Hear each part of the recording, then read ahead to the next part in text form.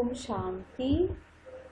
6 नवंबर 2020 की बाप दादा की साकार मुरली के सार में बाबा ने कहा, मीठे बच्चे, तुम अभी गॉडली सर्विस पर हो। तुम्हें सबको सुख का रास्ता बताना है, स्कॉलरशिप लेने का पुरुषार्थ करना है। प्रश्न है आज बाबा का, तुम बच्चों की बुद्धि में जब ज्ञान की अच्छी धारणा हो जाती है तो कौन सा डर निकल जाता है? उत्तर में, भक्ति में जो डर रहता है कि गुरु हमें श्राप न दे देवे, या डर ज्ञान में आने से, ज्ञान की धारणा करने से निकल जाता है। क्योंकि ज्ञान मार्ग में श्राप कोई दे न सके। रावण श्राप देता है, बाप वर्षा देता है। रिद्धि सिद्धि सीखने वाले ऐसा तंग करने का, दुख देने का काम करते हैं। ज्ञान में तो कुछ बच्चे सबको सुख पहुंचाते हैं। मीठे मीठे रूहानी बच्चों प्रति रूहानी बाप बैठ समझाते हैं, तुम सब पहले आत्मा हो, यह पक्का निश्चय रखना है। बच्चे जानते हैं हम आत्माएं परमधाम से आती हैं, यहाँ शरीर लेकर पाठ बजाने। आत्मा ही पाठ बजाती है, मनुष्य फिर समझते शरीर ही पाठ बजाते हैं। यह है पड़ेती बड़ी भूल, जिस कारण आत्मा को कोई जानते नहीं। इस आवागमन में हम आत्माएं आती जाती हैं, इस बात को भूल जाते हैं। इसलिए बाप को ही आकर आत्म अभिमानी बनाना पड़ता है। यह बात भी कोई नहीं जानते।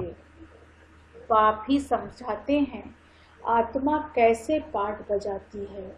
मनुष्य के मैक्सिमम 84 जन्म से लेकर मिनिमम है 1-2 जन्म। आत्मा को पुनर्जन्म तो लेते रहना है। इससे सिद्ध होता है बहुत जन्म लेने वाला बहुत पुनर्जन्म लेते हैं, थोड़े जन्म लेने वाला कम पुनर्जन्म लेते हैं। जैसे नाटक में कोई का शुरू से पिछाड़ी तक पार्ट होता है, कोई का थोड़ा पार्ट होता है, या कोई मनुष्य नहीं जानते। आत्मा अपने को ही नहीं जानती तो अपने बाप को कैसे जाने? आत्मा की बात है ना। बाप है आत्माओं का, कृष्ण तो आत्माओं का बाप है नहीं। कृष्ण को निराकार तो नहीं कहेंगे, साकार में ही उनको पहचाना जाता है। आत्मा तो सबकी है, हर एक आत्मा में पार्ट तो नूंधा हुआ है। यह बातें तुम्हारे में भी नंबरवार पुरुषार्थ अनुसार हैं, जो समझा सकते हैं। अभी तुम बच्चे जानते हो हम आत्माओं ने 84 जन्म कैसे लिए हैं। ऐसे नहीं कि आत्मा सो परमात्मा, नहीं, बाप ने समझाया है हम आत्मा पहले सो देवता बनते हैं। अभी पतित तमो प्रधान है, फिर सतो प्रधान पावन बनना है। बाप आते ही तब हैं जब सृष्टि पुरानी हो जाती है। बाप आकर पुरानी को नया बनाते हैं, नई सृष्टि स्थापन करते हैं। नई दुनिया में है ही आदि सनातन देवी देवता धर्म। उन्हों के लिए ही कहेंगे पहले कलयुगी शूद्र धर्म वाले थे, अब प्रजापिता ब्रह्मा के मुख वंशावली ब्राह्मण बने हो। ब्राह्मण कुल में आते हो। ब्राह्मण कुल ही डिनाइस्टी नहीं होती। ब्राह्मण कुल कोई राजाई नहीं करते। इस समय भारत में न ब्राह्मण कुल राजाई करते, न शूद्र कुल राजाई करते। दोनों को राजाई नहीं है, फिर भी उनका प्रजा पर प्रजा का राज्य तो चलता है। तुम ब्राह्मणों का कोई राज्य नहीं है, तुम स्टूडेंट पढ़ते हो। बाप तुमको ही समझाते हैं यह 84 का चक्र कैसे फिरता है। सतयुग त्रेता, फिर होता है संगम युग। इस संगम युग जैसी महिमा और कोई युग की है नहीं। यह है पुरुषोत्तम संगम युग। सतयुग से त्रेता में आते हैं, 2 कला कम होती है तो उनकी महिमा क्या करेंगे। गिरने की महिमा थोड़े ही होती है।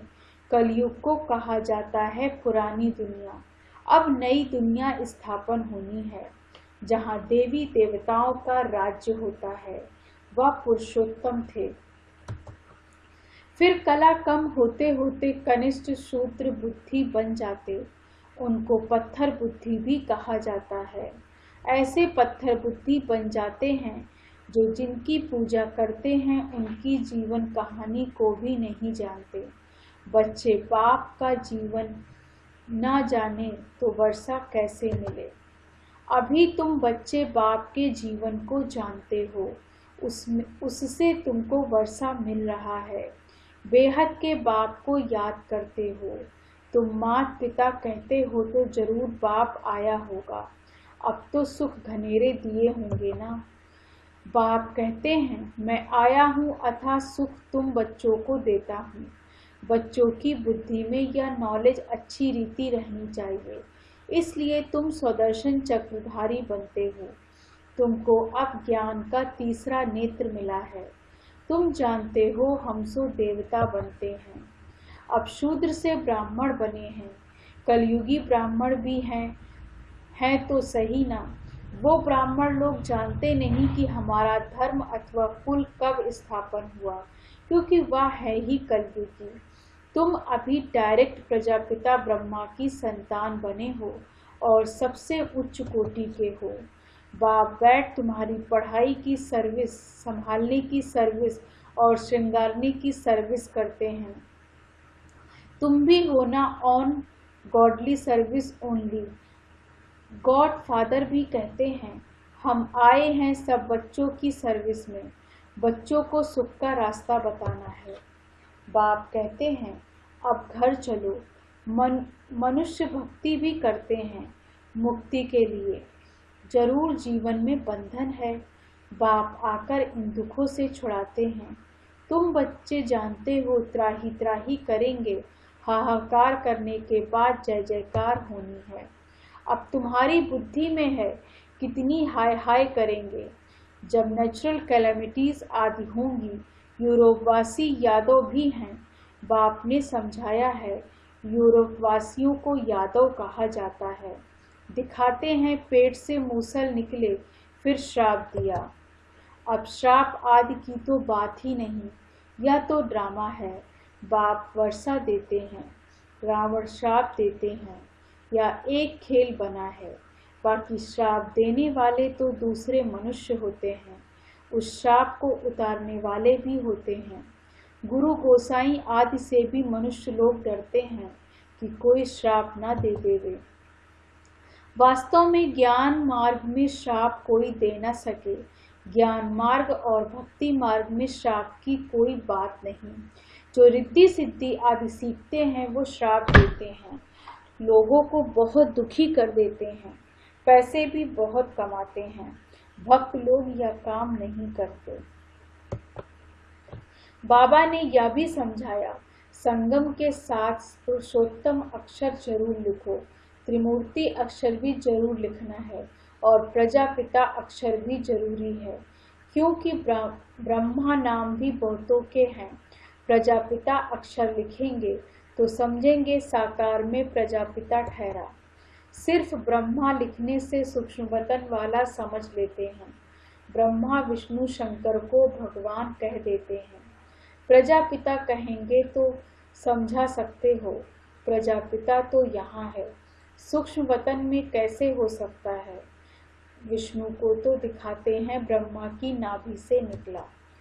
तुम बच्चों को भी ज्ञान मिला है। नाभि आदि की कोई बात ही नहीं। ब्रह्मा सो विष्णु, विष्णु सो ब्रह्मा कैसे बनते हैं। सारे चक्र का ज्ञान तुम इन चित्रों से समझा सकते हो। बगैर चित्र समझाने में मेहनत लगती है। ब्रह्मा सो विष्णु, विष्णु सो ब्रह्मा बनते हैं। लक्ष्मी नारायण 84 का चक्र लगाकर फिर ब्रह्मा सरस्वती बनते हैं। बाबा ने पहले से नाम दे दिए हैं। जब भट्टी बनी तो नाम दिए, फिर कितने चले गए। इसलिए समझाया है ब्राह्मणों की माला होती नहीं, क्योंकि ब्राह्मण है पुरुषार्थी। कभी नीचे कभी ऊपर होते रहते हैं। ग्रहचारी बैठती है। बाबा तो जवाहरी था। मोतियों आदि की माला कैसे बनती है, अनुभवी है। ब्राह्मणों की माला पिछाड़ी में बनती है। हम सो ब्राह्मण दैवी को धारण कर देवता बनते हैं, फिर सीढ़ी उतरनी है। नहीं तो 84 जन्म कैसे लेंगे? 84 जन्म के हिसाब से या निकल सकते हैं। तुम्हारा आधा समय पूरा होता है, तब दूसरे धर्म वाले ऐड होते हैं। माला बनने में बड़ी मेहनत लगती है। बड़ी संभाल से मोतियों को टेबल पर रखा जाता है कि कहाँ हिले नहीं। फिर सुई में डाला जाता है। कहाँ ठीक न बने तो फिर माला तोड़नी पड़े। यह तो बहुत बड़ी माला है। तुम बच्चे जानते हो, हम पढ़ते हैं नई दुनिया के लिए। बाबा ने समझाया है कि स्लोगन बनाओ, हम शूद्र सो ब्राह्मण, ब्राह्मण सो देवता कैसे बनते हैं, आकर समझो। इस चक्र को जानने से तुम चक्रवर्ती राजा बनेंगे, स्वर्ग का मालिक बन जाएंगे। ऐसे स्लोगन बनाकर बच्चों को सिखलाना चाहिए।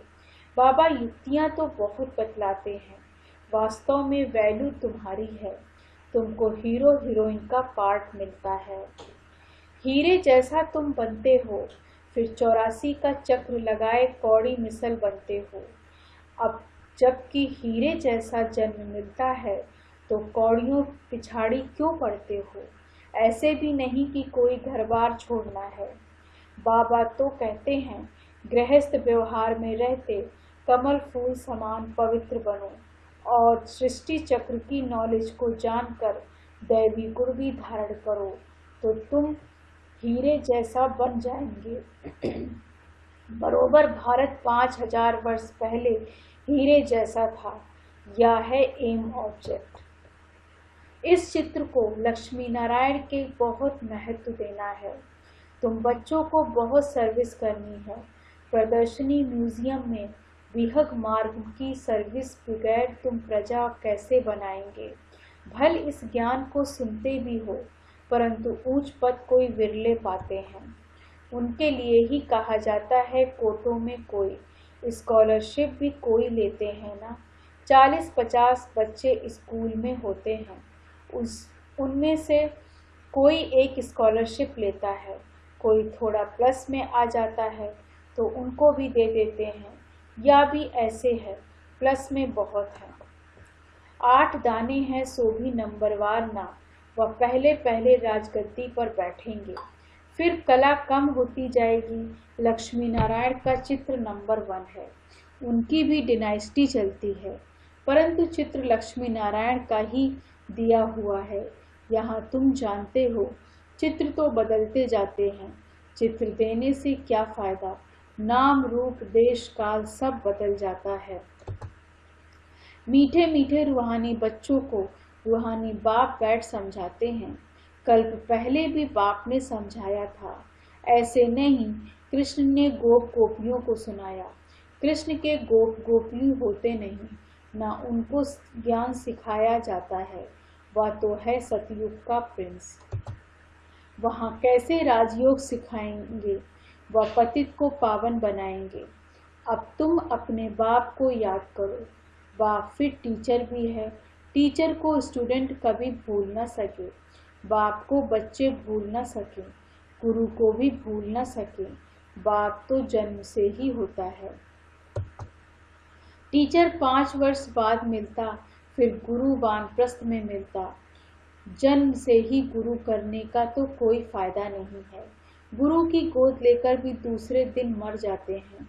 फिर गुरु क्या करते हैं? गाते भी हैं सदगुरु बगैर गति नहीं। सतगुरु को छोड़ फिर गुरु कह देते। गुरु तो ढेर हैं। बाबा कहते हैं बच्चे, तुम्हें कोई देधारी गुरु आदि करने की दरकार नहीं है। तुम्हें कोई से भी कुछ मांगना नहीं है। कहा भी जाता है मांगने से मरना भला। सबको चिंता रहती है हम कैसे अपने पैसे ट्रांसफर करें दूसरे जन्म के लिए। वह ईश्वर अर्थ दान पुण्य करते हैं तो उसका रिटर्न एक ही पुरानी सृष्टि में अल्पकाल के लिए मिलता है। यहाँ तुम्हारा ट्रांसफर होता है नई दुनिया में और 21 जन्म के लिए। तन मन धन प्रभु के आगे अर्पण करना है, सो तो जब आए तब अर्पण करेंगे ना। प्रभु को कोई जानते ही नहीं तो गुरु को पकड़ लेते हैं, धन आदि गुरु के आगे अर्पण कर देते हैं। वारिस नहीं होता तो सब गुरु को देते हैं। आजकल कायदे अनुसार ईश्वर अर्थ भी कोई देते नहीं है। बाप समझाते हैं, मैं गरीब निवाज हूँ, इसलिए मैं आता ही भारत में हूँ। तुमको आकर विश्व का मालिक बनाता हूँ। डायरेक्ट और इनडायरेक्ट में कितना फर्क है, तुम जानते कुछ भी नहीं हो। सिर्फ कह देते हैं हम ईश्वर अर्पण करते हैं सब बेसमझी। तुम बच्चों को अब समझ मिलती है तो तुम बेसमझ से समझदार बने हो। बुद्धि में ज्ञान है, बाप तो कमाल करते हैं। जरूर बेहद के बाप से बेहद का वर्षा ही मिलना चाहिए। बाप से तुम वर्षा लेते हो सिर्फ दादा द्वारा, दादा भी उनसे वर्षा ले रहे हैं। वर्षा लेने वाला एक ही है, उनको ही याद करना है। बाप कहते हैं बच्चे मैं इनके कुछ बहुत जन्म के अंत में आता हूँ, इनमें प्रवेश कर इनको ही पावन बनाता हूँ, जो फिर या फरिश्ता बन जाते हैं। बैच पर तुम बहुत सर्विस कर सकते हो। तुम्हारा यह सब अर्थ सहित बैचेस हैं। यह तो जिएदान देने वाला चित्र है। इनकी वैल्यू का किसको भी पता नहीं है और बाबा को हमेशा बड़ी चीज पसंद आती है जो कोई भी दूर से पढ़ सके। अच्छा, मीठे मीठे सिकी लदे बच्चों प्रति माता पिता बाप दादा का याद प्यार और गुड मॉर्निंग। रूहानी बाप की रूहानी बच्चों को नमस्ते। हम रूहानी बच्चों की रूहानी बाप दादा को गुड मॉर्निंग, नमस्ते नमस्ते नमस्ते। धारणा के लिए मुख्य सार। पहली पॉइंट, बाप से बेहद का वर्षा लेने के लिए डायरेक्ट अपना तन मन धन ईश्वर के आगे अर्पण करने में समझदार बनना है। अपना सब कुछ 21 जन्म के लिए ट्रांसफर कर देना है। दूसरी पॉइंट, जैसे बाप पढ़ाने की, संभालने की और श्रृंगारने की सर्विस करते हैं, ऐसे बाप समान सर्विस करनी है। जीवन बंध से निकाल सबको जीवन मुक्ति में ले जाना है। वरदान है आज बाबा का, सर्व खजानों की इकोनॉमी का बजट बनाने वाले महीन पुरुषार्थी भव। सर्व खजानों की इकोनॉमी का बजट बनाने वाले महीन पुरुषार्थी भव। विस्तार से, जैसे लौकिक रीति में यदि इकोनॉमी वाला घर ना हो तो ठीक रीति से नहीं चल सकता, ऐसे यदि निमित्त बने हुए बच्चे इकोनॉमी वाले नहीं हैं तो सेंटर ठीक नहीं चलता। वह हुई हद की प्रवृत्ति या है बेहद की प्रवृत्ति, तो चेक करना चाहिए कि संकल्प, बोल और शक्तियों में क्या क्या एक्स्ट्रा खर्च किया। जो सर्व खजानों की इकोनॉमी का बजट बनाकर उसी अनुसार चलते हैं, उन्हें ही महीन पुरुषार्थी कहा जाता है। उनके संकल्प, बोल, कर्म व ज्ञान की शक्तियाँ बहुत कुछ भी व्यर्थ नहीं जा सकती। स्लोगन है आज का, स्नेह के खजाने से मालामाल बन सबको स्नेह दो और स्नेह लो। स्नेह के खजाने से मालामाल बन सबको स्नेह दो और स्नेह लो। ओम शांति।